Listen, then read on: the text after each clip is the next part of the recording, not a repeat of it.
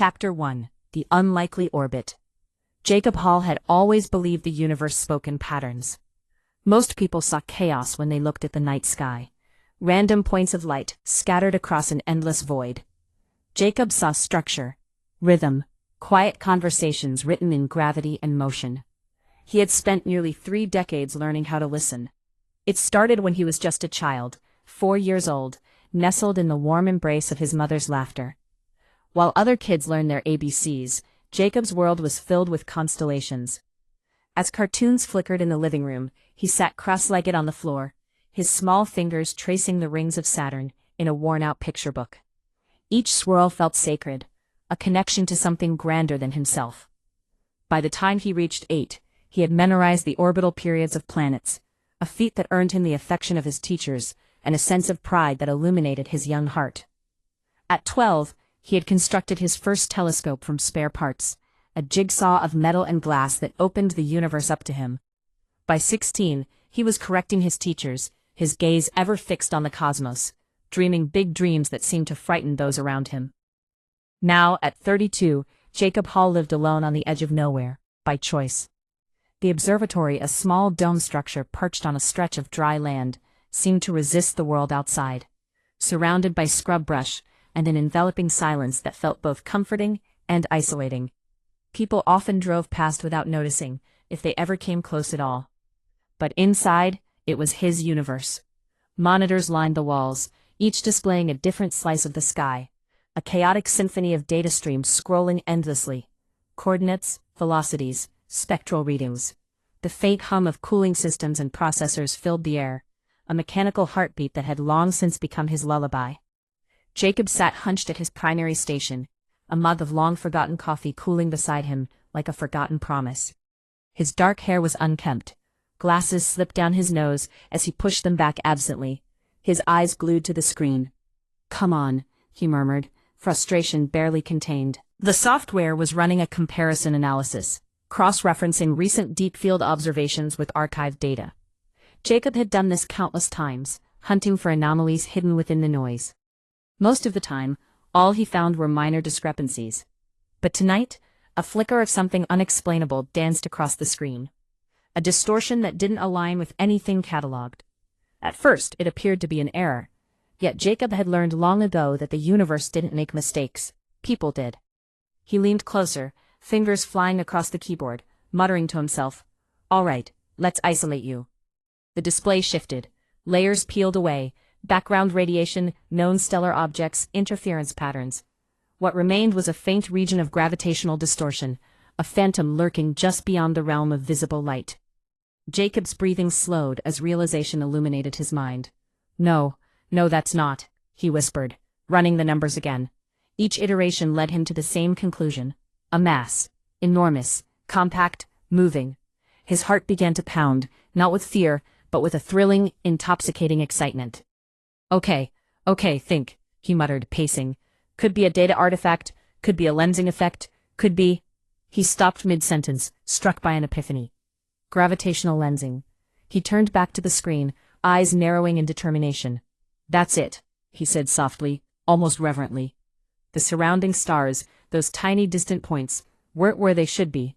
Their positions were warped, bent inward toward something unseen.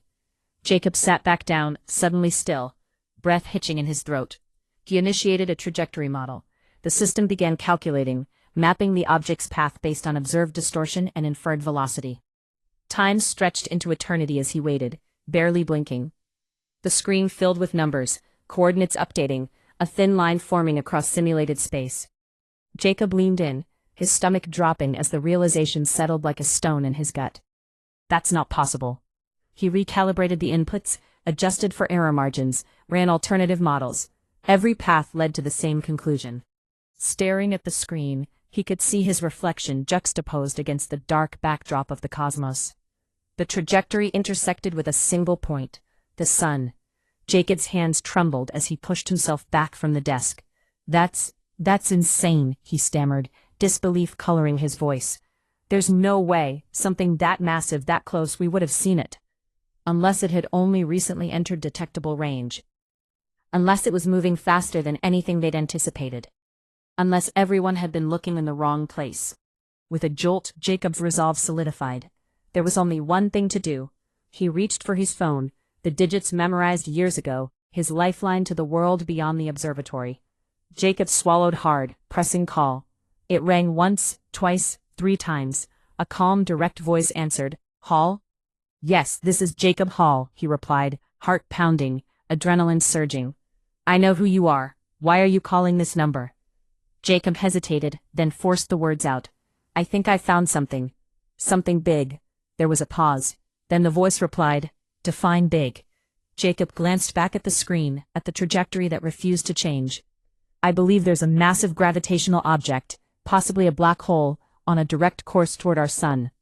Silence hung heavy on the line before the voice carefully prompted, Explain. And so he did. He detailed the distortion, the lensing, the trajectory modeling. His voice, once shaky, steadied as he spoke, urgency thrumming through him. On the other end, the voice listened intently. When Jacob finished, another pause ensued, heavier than the last. Send us everything. I already compiled the data, Jacob said quickly. I can transmit it now.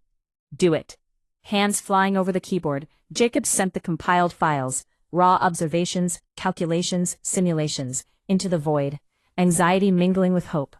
As seconds stretched into minutes, he stood waiting, staring at nothing. Finally, the voice returned. And? Jacob asked, trepidation brewing within. Another pause, longer this time. We're going to verify your findings. In the meantime, you are not to share this information with anyone. Do you understand? Jacob frowned, puzzled. Of course, but do you understand? The tone shifted, sharper now. Instinctively, Jacob nodded, though the other person couldn't see him. Yes, I understand. Good, the voice concluded before the line went dead. Jacob lowered the phone slowly, a chill creeping up his spine. Stay where you are, he muttered, rubbing his eyes in disbelief. Okay, this is good. This is what you wanted, right? You find something big, you call it in, they verify it, and... A distant sound shattered his thoughts. Jacob turned his head, thinking it was the wind. But then he heard it again. Engines. Multiple. Approaching fast. He furrowed his brow as headlights crested the hill in the distance, bright and ominous, cutting through the darkness. Not one set. 3. Panic fluttered in his chest. That was fast, he whispered, stepping closer to the observatory window. As the vehicles came into view, black SUVs moving in tight formation, his heart raced. The SUVs pulled to a stop just outside the observatory, doors swinging open. 8 men emerged, dressed in dark clothing, precise and controlled, each carrying a firearm. Jacob froze, the quiet hum of his machines suddenly feeling very small and insignificant. One of the men looked up toward the observatory, and even from a distance, Jacob felt it, a gaze that assessed and measured him. The phone slipped slightly in his trembling hand. Okay, Jacob whispered, trying and failing to keep his voice steady. That's new. Outside, the men began moving toward the entrance, while Jacob stood alone in the dim glow of his screens, the universe unfolding behind him, indifferent to the chaos brewing just beyond the door. 623 days, and somehow, that wasn't the most immediate problem anymore. Chapter 2. Nowhere safe. Jacob didn't think. Not at first. The sound of boots hitting gravel snapped something loose inside him, something older than logic, older than reason. Instinct took over before fear could fully form. By the time the first hand slammed against the observatory door, Jacob was already moving. Okay, move, he whispered, the words tumbling out as adrenaline flooded his system. He spun back toward his main console, fingers flying across the keyboard. The monitors lit up in rapid succession, lines of code cascading down the screens as he initiated a full system purge. External drives first. Always external first. Years of collected data, archived observations, backup logs, redundant files, vanished in seconds. Progress bars flickered, then disappeared entirely. Local storage next, his primary database, his notes, everything he built his life around, gone. Jacob's throat tightened as directories collapsed into nothing. Sorry, he muttered, though he wasn't sure who he was apologizing to. Himself, the work, the version of his life that had existed 30 seconds ago. Not all of it, never all of it. He yanked open the drawer beneath the desk and grabbed the small black external drive hidden beneath a false panel. It fit perfectly in his palm, light, Unremarkable, irreplaceable, the only copy he trusted, the only one that mattered. A heavy thud echoed through the observatory. The door shook in its frame.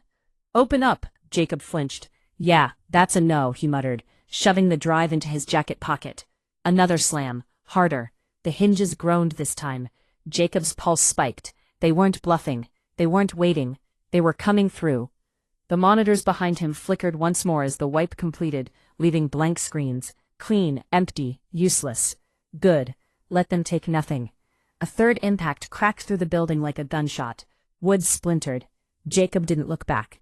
He turned and ran. The back hallway felt narrower than he remembered. Dim emergency lights cast long shadows along the walls, stretching and distorting as he sprinted past. His shoulder clipped the edge of the storage rack, sending a metallic rattle echoing behind him. He didn't slow. He'd only used this corridor a handful of times. Routine maintenance, occasional equipment swaps. It wasn't meant for escape. It wasn't meant for anything like this. At the end of the hall, the reinforced rear door waited. He'd installed it himself, just in case. At the time, just in case had meant weather, power failures, maybe a break-in. Not this. Never this. Another impact shook the building behind him. Louder, closer. The front door was giving. Jacob hit the rear exit hard, shoving it open and stumbling out into the cold night air. The sudden shift hit him like a wall. Cruel wind, open space, silence. Real silence. No alarms, no voices, no crashing wood, just wind brushing through dry grass and the distant hum of insects. It felt wrong, like stepping out of one world and into another. Then, a gunshot. The sound ripped through the night, sharp and violent. Jacob froze, just for half a second. His heart slammed against his ribs, breath catching in his throat.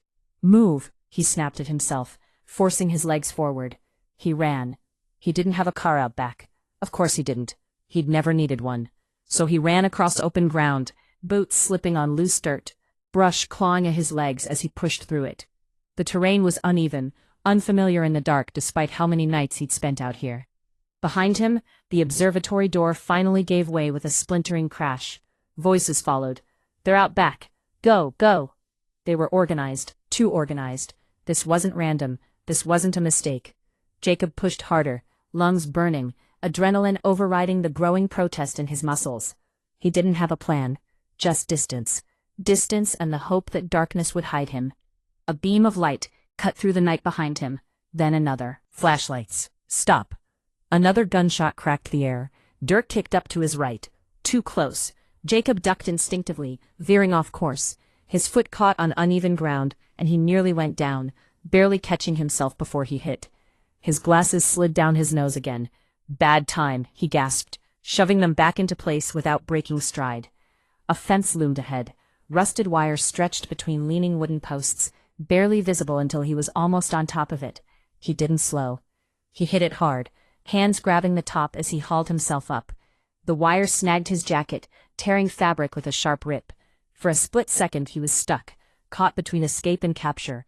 "Come on, come on." He yanked free, dropping hard on the other side. Pain shot up his ankle, sharp and immediate. "Keep moving," he hissed through clenched teeth. Behind him, the voices were closer now. Too close. Jacob staggered forward, forcing his body to cooperate. Every instinct screamed at him to hide, to drop, to disappear, to become small and invisible. But he knew better. They would find him.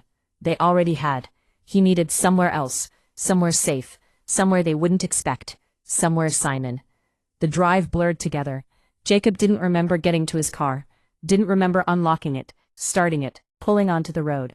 One moment he was running through darkness. The next, he was gripping the steering wheel so tightly, his knuckles had gone white. The engine roared louder than it should have, or maybe everything just felt louder now. Think, he muttered. Simon Remy. If there was one person Jacob trusted, it was him. They'd met in college. Jacob buried in astrophysics, awkward, quiet, more comfortable with equations than people. Simon had been the opposite. Sharp, confident, always moving forward, always solving something. He hadn't forced friendship. He just stayed, asked questions, waited for answers, pulled Jacob out of his own head without making him feel like he didn't belong there. Where Jacob saw complexity, Simon found structure. Where Jacob hesitated, Simon acted. They balanced each other. They always had. Jacob's phone sat in the passenger seat. Dark. Silent. He didn't touch it. Not yet. Streetlights blurred past as he drove, the road stretching endlessly ahead. Every set of headlights in the distance felt like a threat. Every turn felt exposed. "They found me too fast," he whispered. "Way too fast." Which meant someone was watching, or listening, or both. His chest tightened. He checked the rearview mirror again. Nothing. But that didn't mean anything anymore. By the time he pulled into Simon's neighborhood, his hands were shaking again. "Okay, just Simon," he said under his breath. "Just talk to Simon." The house looked the same. Small, modest, lights on, normal. Jacob almost laughed. Normal felt unreal now, like something from another life. He killed the engine and stepped out, scanning the street. No black SUVs, no movement.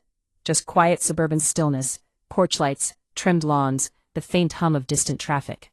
Completely unaware. Jacob moved quickly to the front door and knocked, once, twice, then harder. "Simon, it's me." Footsteps approached. The door opened. Simon stood there in a t-shirt and jeans, eyebrows raised, confusion written across his face. "Jacob," he said. "It's what? Midnight? What are you?" Jacob stepped inside and shut the door behind him. "Lock it," he said. Simon blinked. "Okay, that's not ominous at all." "Simon, lock it." Something in Jacob's voice cut through the humor. Simon turned and slid the deadbolt into place. "All right," he said slowly. "You want to tell me what's going on?" Jacob paced, running a hand through his hair. "I found something," he said. "Something big, like end of the world big." Simon crossed his arms. "You say that like it's not your default setting." "I'm serious." "Okay," he said. "Start talking." Jacob told him everything. The distortion, the anomaly, the trajectory, the black hole. 623 days, the call, the SUVs, the men with guns. Simon didn't interrupt, didn't joke, didn't move. He just listened. When Jacob finished, the room felt smaller, quieter. "A black hole," Simon said finally. "Heading straight for the sun." "Yes." "And you're sure?" "I checked it 6 different ways." Simon exhaled slowly, running a hand over his face. "All right," he said. "Let's say I believe you, which I do, because you don't panic like this over nothing. Why are people with guns chasing you?" "That's the part I don't understand," Jacob said.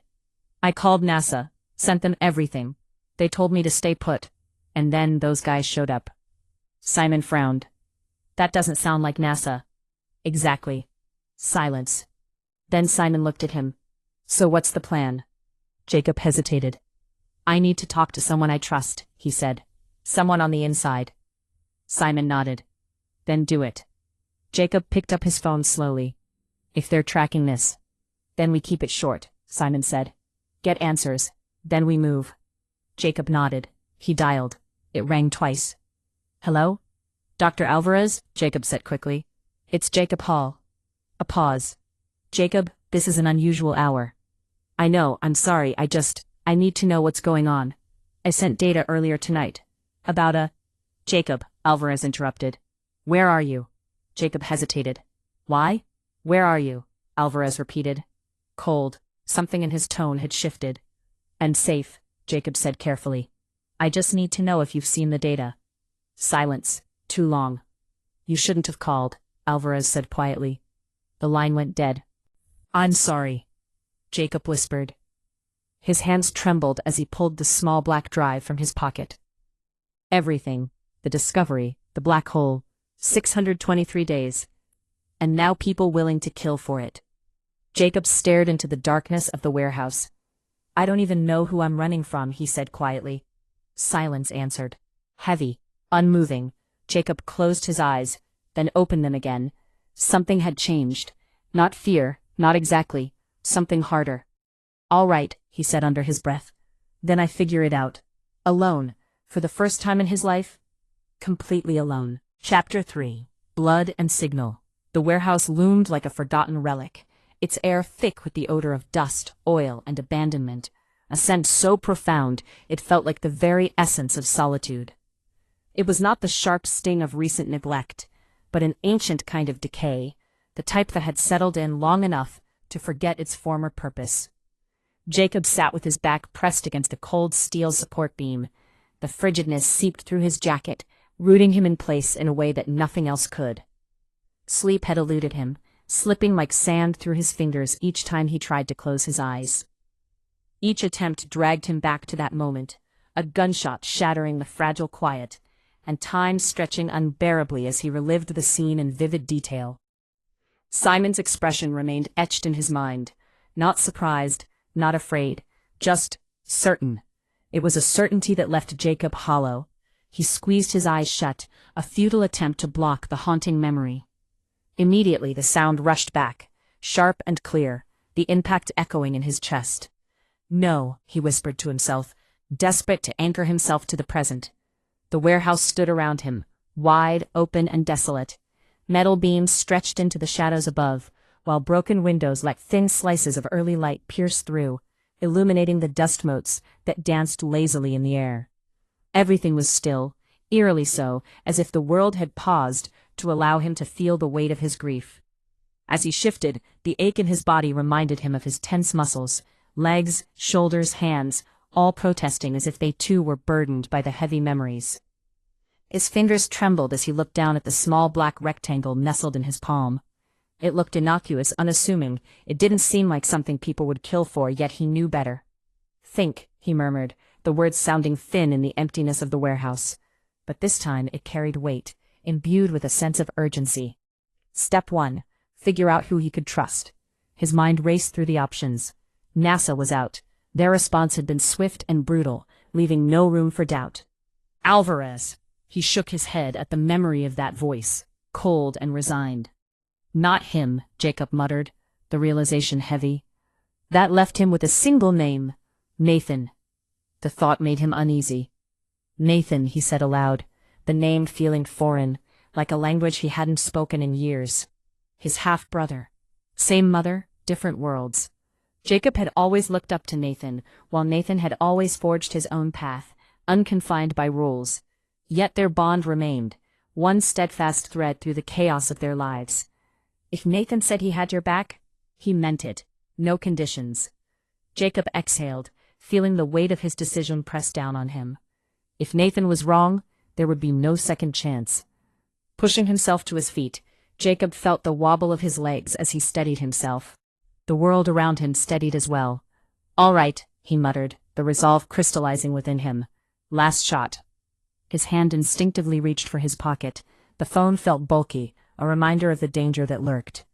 They tracked the last call, he reminded himself. So don't do that again. The warehouse was too exposed, the wide open space a glaring invitation for danger. He stepped quietly further into the shadows, navigating around the scattered rubble, each footfall echoing eerily in the vast emptiness.